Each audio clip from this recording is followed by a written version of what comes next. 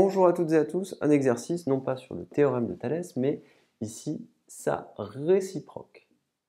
Donc on va travailler sur la réciproque du théorème de Thalès, c'est un exercice ultra classique.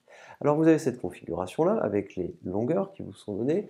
La question c'est démontrer que les droites KB et AJ sont parallèles. Alors, KB on l'a ici, AJ ici. On ne sait pas qu'elles sont parallèles, on doit le démontrer.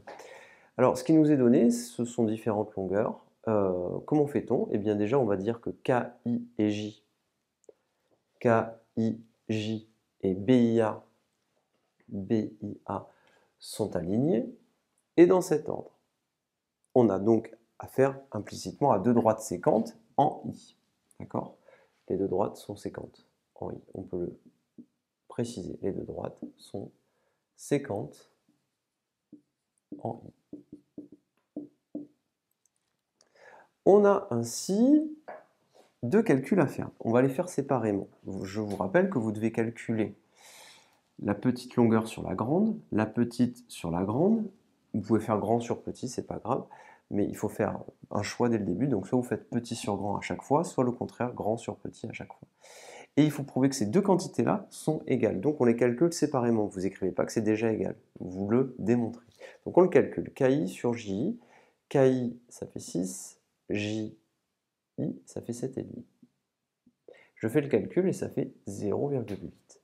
Si je fais BI sur AI, BI ça fait 3,6, AI ça fait 4,5, je fais le calcul, ça fait aussi 0,8. Dans les deux cas, on a trouvé la même chose.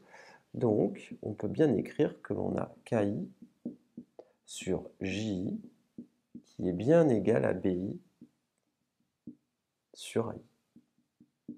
Comme ceci, vous venez de le montrer, et bien d'après la réciproque du théorème de Thalès, vous pouvez en déduire que KB est parallèle à AJ. Je vous rappelle ce qu'il fallait montrer. Il faut montrer que les trois points KIJ, BIA sont alignés et dans cet ordre, sur deux droites qui sont séquentes, en un point I qu'on précise. On démontre ceci, ce qui veut dire qu'on calcule ça d'un côté, ça de l'autre. On s'aperçoit que ça fait 0,8. On a le même résultat. Donc on peut utiliser la réciproque du théorème de Thalès pour en conclure que KB est parallèle à AJ. Voilà ce qu'il faut faire sur un exercice relativement classique. Je vous remercie et à bientôt.